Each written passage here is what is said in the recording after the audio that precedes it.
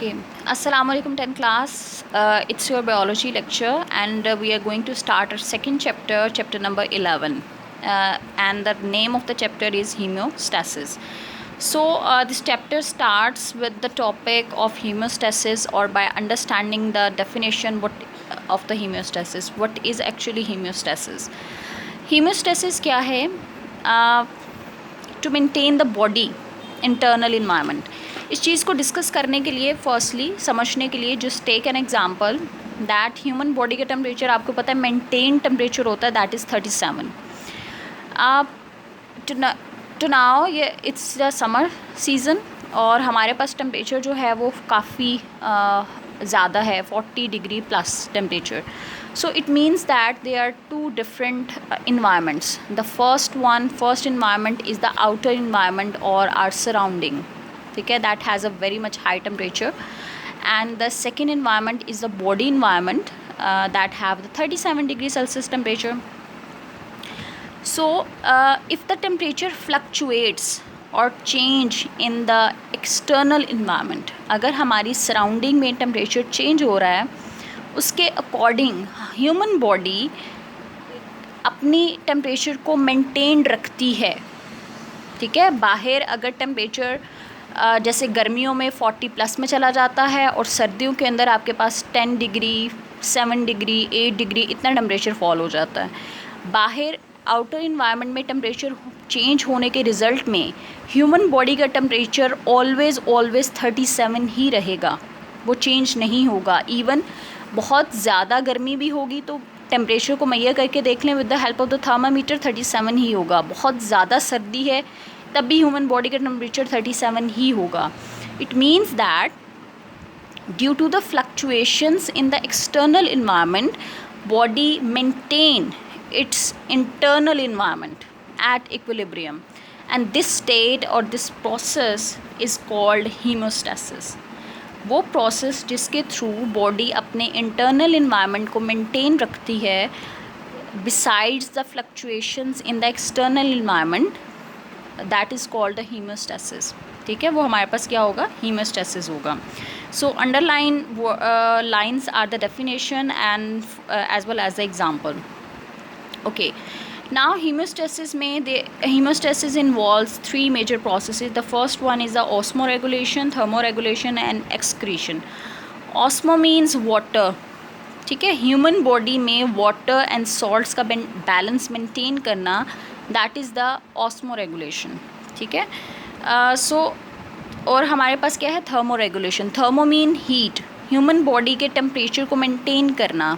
ठीक है, बाहर चाहे जितना ज़्यादा टेम्परेचर क्यों ना हो या कम टेम्परेचर क्यों ना हो, by the help of the process that is called thermoregulation.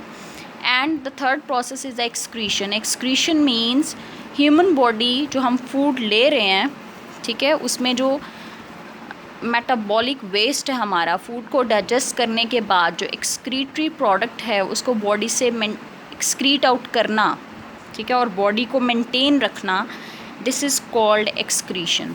सो हीमियोस्टेसिस में थ्री मेजर प्रोसेसेस आ जाते हैं, that is osmoregulation, thermoregulation and excretion.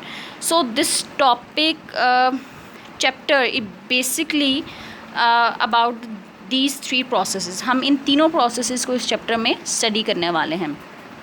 So what is the metabolic waste? This is also the definition. Metabolic waste means any material that is produced during body metabolism. यानी food की metabolism में जो waste product produce होता है और जिसे हमने body को एक्सक्रीट आउट करना है, बॉडी से बाहर निकालना है, that is called the metabolic waste. So till now you have to do 4 definition. The first is a hemostasis, osmoregulation, thermoregulation, excretion and the metabolic waste. Now moving towards the first topic, that is about the hemostasis in plants. ठीक है, so plants में अगर हमें haemostasis को maintain करना है तो plant में क्या कैसे हीमोस्टेसिस को मेंटेन कैसे करें. The first thing that is the removal of extra carbon dioxide and oxygen. इसमें भी दो सिचुएशंस हैं, during the day time and during the night time. ठीक है, डे टाइम में क्या होगा, प्लांट फोटोसिंथेसिस भी कर रहा है, प्लांट और रेस्पिरेशन भी कर रहा है. अब फोटोसिंथेसिस के रिज़ल्ट में जो ऑक्सीजन प्रोड्यूस होगी प्लांट यूज़ कर रहा है इन द रेस्पायरेशन, और रेस्पायरेशन के रिजल्ट में जो कार्बन डाइऑक्साइड प्रोड्यूस हो रही है that is using by the plant in the process of the photosynthesis, ठीक है, वो फोटोसिंथेसिस के प्रोसेस में यूज़ कर रहा है। सो डे टाइम में during the net product of oxygen and carbon dioxide is equal, ठीक है, हमारे पास ना ही ज़्यादा कार्बन डाइऑक्साइड प्रोड्यूस हो रही है और ना ही हमारे पास जो है वो ऑक्सीजन जो है वो ज़्यादा प्रोड्यूस हो रही है। So but during the night time में क्या होगा, अगर प्लांट फोटोसिंथेसिस का प्रोसेस नहीं हो रहा, plant is just doing the respiration और रेस्पायरेशन के रिजल्ट में कार्बन डाइऑक्साइड प्रोड्यूस हो रही है, so the plant what will do, it will just eliminate carbon dioxide by the stomata. अगर लीव्स की बात करें तो स्टोमेटा के थ्रू कार्बन डाइऑक्साइड को रिमूव कर देगा, और अगर हम यंग रूट्स की बात करें तो वहाँ पे डिफ्यूजन का प्रोसेस होगा और डिफ्यूजन के थ्रू हम क्या कर देंगे, कार्बन डाइऑक्साइड को रिमूव कर देंगे। Similar like that with the oxygen. So oxygen में भी क्या होगा, डे टाइम में तो ऑक्सीजन जो प्रोड्यूस होगी प्लांट स्टोमेटा के थ्रू जो है वो रिलीज़ आउट कर देगा, और नाइट में जब प्लांट को ऑक्सीजन चाहिए तो वो स्टोमेटा के थ्रू क्या करेगा, ऑक्सीजन इनटेक करेगा। सो removal of the extra water, अगर प्लांट में एक्स्ट्रा वाटर है, पहली चीज़ प्लांट को वाटर रिक्वायर्ड क्यों है, अपनी एक तो डिफरेंट प्रोसेसेस में उसको वाटर रिक्वायर्ड है, अलॉन्ग विद दैट प्लांट में सेंटर में आपको पता है एक लार्ज साइज़ में वैक्यूल प्रेजेंट होता है, वैक्यूल में क्या होगा, एक्स्ट्रा वाटर जितना भी है प्लांट उसमें स्टोर करता जाएगा and that vacuole become turgid, ठीक है, और प्लांट को टर्जिड कर देगा और प्लांट जो है वो क्या करेगा,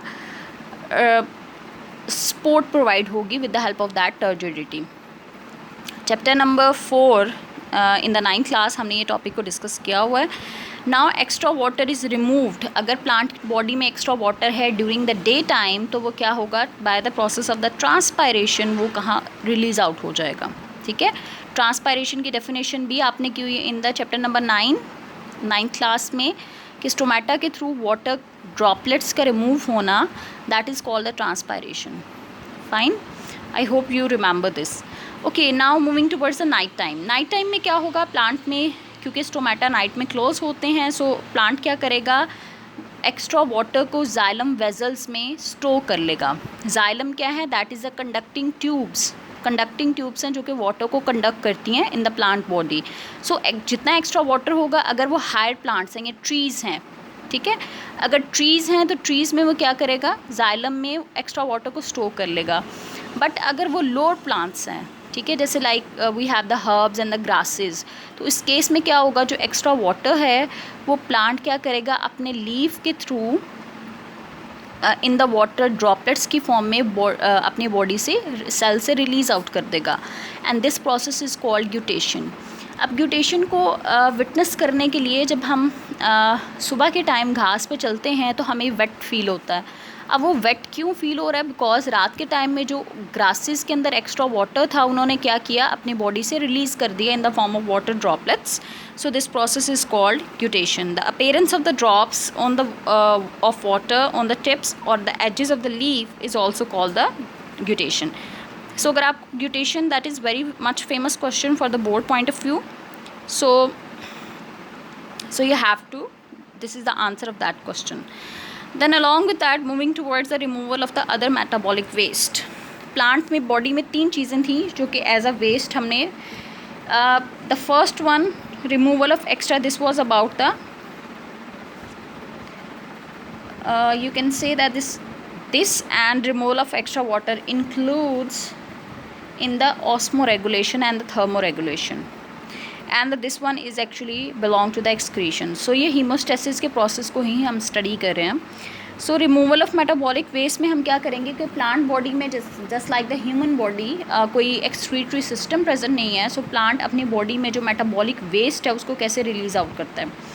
the first thing, plant body में क्या होता है, जितना भी वेस्ट मटेरियल है प्लांट क्या करेगा, उसको डिपॉजिट कर देगा अपने लीव्स में और अपनी स्टेम्स में। Most of the time plant इसको डिपॉजिट करता है in the form of their leaves. For example, अगर प्लांट में कैल्शियम ऑक्सलेट ज़्यादा है, that is a waste material, तो प्लांट इसको क्रिस्टल्स की फॉर्म में अपने लीव्स और स्टेम में स्टोर कर लेगा। फॉर एग्जांपल टमाटो में, ठीक है, इसके लीव्स में स्टोर हो जाएगा। आपने देखा होगा इन द विंटर सीज़न और in the autumn season plant के लीव्स जो है वो दे टर्न्ड येलो और वो शेड आउट हो जाते हैं। अब इस केस में क्या कर रहा है कि प्लांट बॉडी में जितना भी वेस्ट मटेरियल था, मेटाबॉलिक वेस्ट था, प्लांट ने क्या किया, it has deposited on in the leaves. Plant ने उसे लीव्स में डिपॉजिट कर दिया। लीव्स में डिपॉजिट करने के रिजल्ट में इट टर्न्ड इनटू येलो, और ऑटम सीजन में वो क्या होगा, दे विल शेड आउट, और प्लांट क्या करेगा, मेटाबॉलिक वेस्ट से रिलीज ले लेगा। They are the few other metabolic waste that are present in the plant body. So किस फॉर्म में प्लांट अपने एक्सक्रीटरी प्रोडक्ट को रिमूव कर रहा होता है। फॉर एग्जांपल रेजिन्स हैं। Resins are the waste product of coniferous trees. Resins को हम यूज़ कर रहे होते हैं, that is a plant waste material, और इसको हम अपनी वुड को पॉलिश करने के लिए, फर्नीचर को पॉलिश करने के लिए रेजिन्स को यूज़ कर रहे होते हैं। गम्स बाय द कीकर and the latex by the rubber plant. Rubber को भी हम यूज़ कर रहे होते हैं, लेटेक्स को, ठीक है। म्यूसिलेज, लेडी फिंगर या कार्निवोरस प्लांट्स, ठीक है। आप भिंडी खाते हो तो उसके अंदर जो आपको स्टिकी मटीरियल मिलता है, that is actually the metabolic waste. Plant का जो मेटाबॉलिक वेस्ट है उसे हम अपने पर्पस के लिए, अपने बेनिफिट के लिए यूज़ कर रहे होते हैं, ठीक है। So this was a whole about your first lecture of the chapter number 2. What you have to do, you have to learn the basic definitions of hemostasis, osmoregulation, thermoregulation, excretion and metabolic waste. Then furtherly, once it is your long question in the board, removal of extra carbon dioxide and water, or this is your short question, and metabolic waste, you have to learn it must. This is your long question as well as your short question. Okay class, that's all for today. Okay, Allah Hafiz.